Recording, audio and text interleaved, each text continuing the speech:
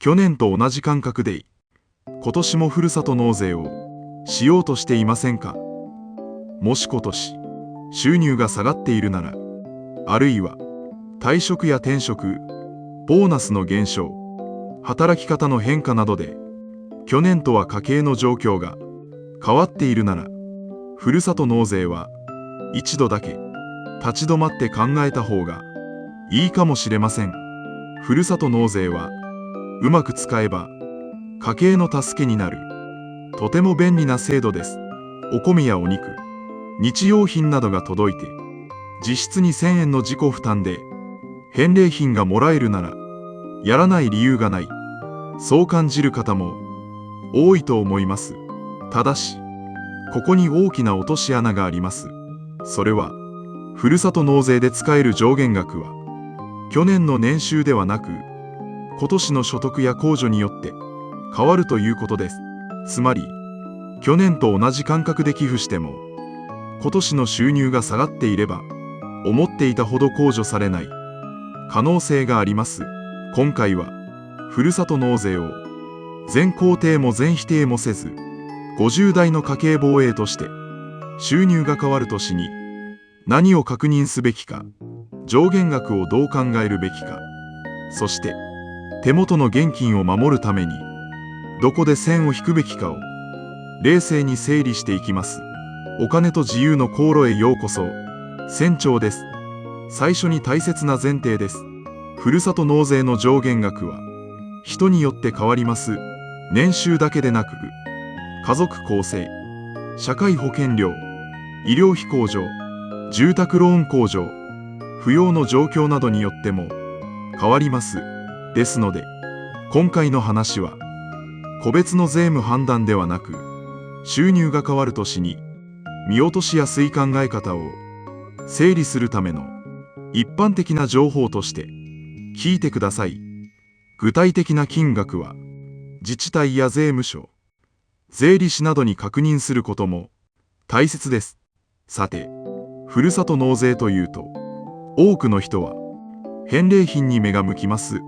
今年はお礼にしようか、それとも肉や魚にしようか、日用品を頼めば家計の助けになるかもしれない、こう考える時間は確かに楽しいものです。私もふるさと納税そのものは上手に使えば生活に役立つ制度だと思っています。ただ50代になると若い頃とは違って収入が大きく変わる場面が増えてきます。役職定年で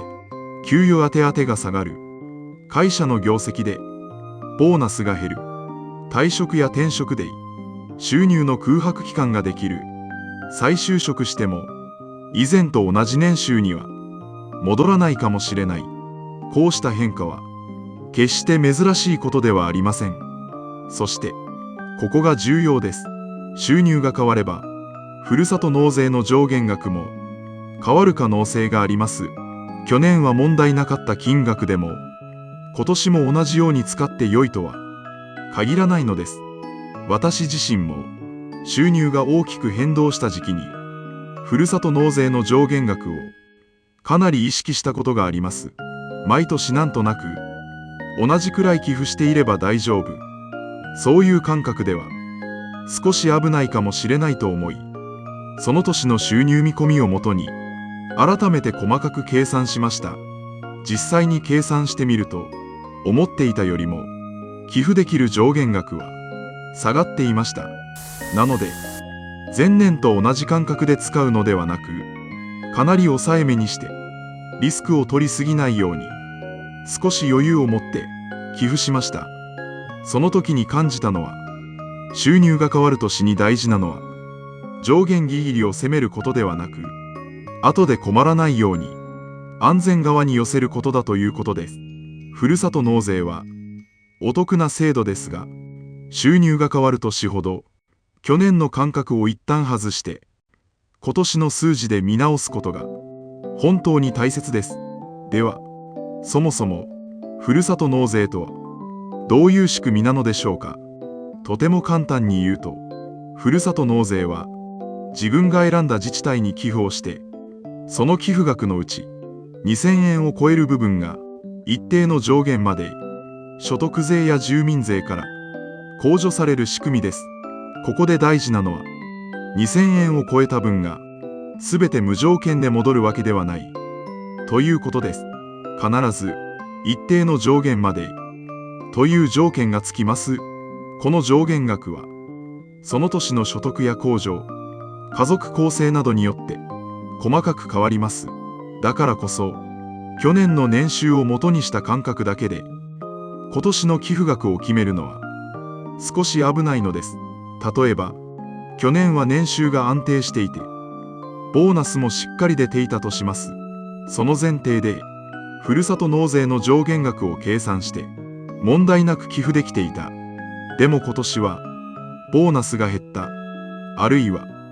途中で退職した、転職して年収が変わった、しばらく無収入の期間があった。このような場合、今年の所得は去年より下がる可能性があります。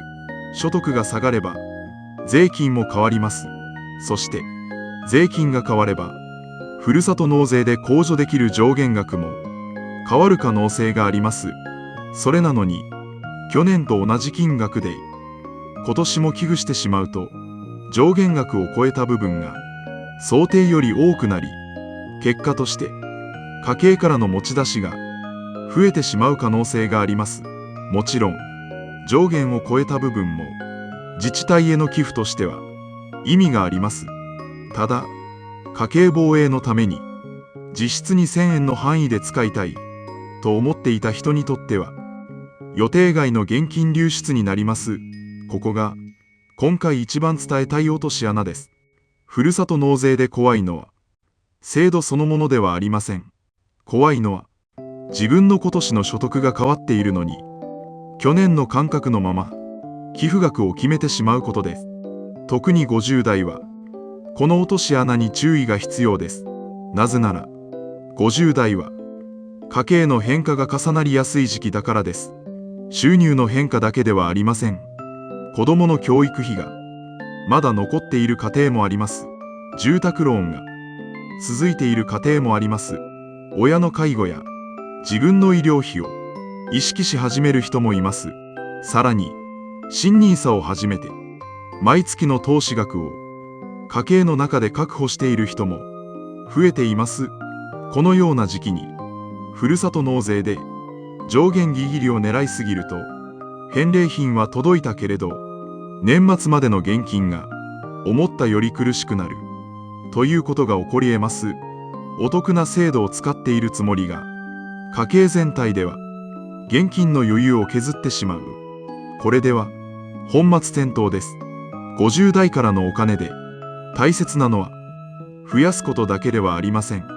守ること、続けること、そして無理をしないことです。ふるさと納税も同じです。満額まで使うことが常に正解とは限りません。今年の家計に合わせて無理のない範囲で使うことが大切です。では収入が下がった年や今年の年収が読みにくい年には具体的に何を確認すればよいのでしょうか。ここからは3つのステップで整理します。1つ目は今年の年収見込みをざっくり出すことです。ここで見るのは去年の源泉徴収票ではありません。今年の給与明細、今年のボーナス見込み、退職や転職がある場合は働いていた期間、無収入の期間、再就職後の収入、こうした今年の数字です。もちろん年末にならなければ正確な年収は分かりません。でもざっくりした見込みを出すだけでも去年と同じで良いのか、それともかなり抑えた方が良いのか、方向性は見えてきます。特にボーナスが読みにくい年は楽観的に見積もるよりも少し低めに見積もる方が安全です。2つ目は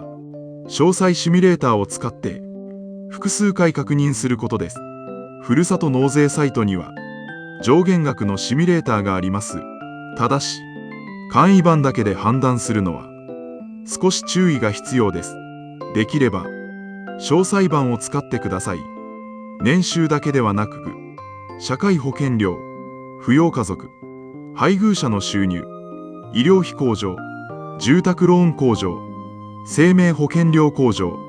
こうした条件をできる範囲で入れてみることが大切です。そして、一つのサイトだけでなく、複数のサイトで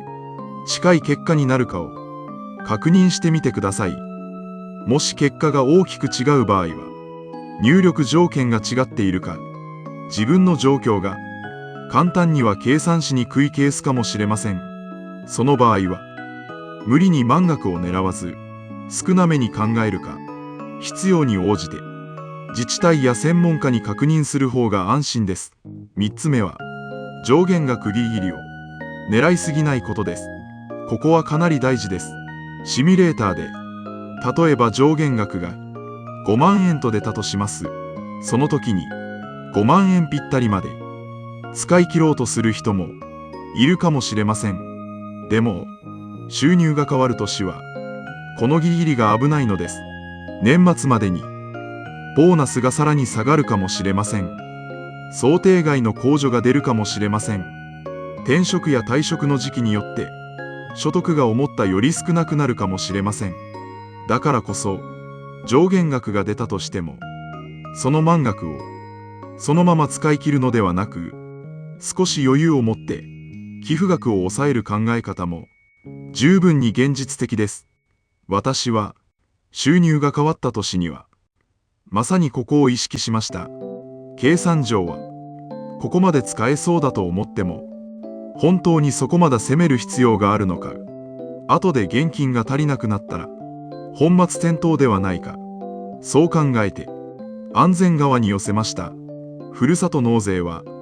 上限まで使い切るゲームではありません。家計を壊さない範囲で、上手に使う制度です。特に50代は、生活防衛資金、年末までの税金、国民健康保険や住民税、医療費、家族の支出、NISA への入金余力、こうしたものを同時に見なければなりません。返礼品を選ぶ前に、まず、今年の現金残高は大丈夫か、年末までの支払いは大丈夫か、投資に回すお金と生活に残すお金のバランスは崩れていないか、ここを確認することが先です。ここでよくある勘違いも整理しておきます。一つ目は、ふるさと納税は節税ではなく税金の前払いに近い制度だということです。税金がゼロになる魔法の制度ではありません。二つ目は、去年の年収が高かったから今年も同じ上限額とは限らないということです。今年の所得が下がれば、今年使える上限額も下がる可能性があります。三つ目は、返礼品が届くタイミングと税金が控除されるタイミングにはズレがあるということです。返礼品は早く届いても、実際に控除の効果を感じるのは翌年の住民税などの場面になります。つまり、今は得をした気分でも現金は先に出ていきます。4つ目は、ワンストップとクレイを使えば何も確認しなくて良いわけではない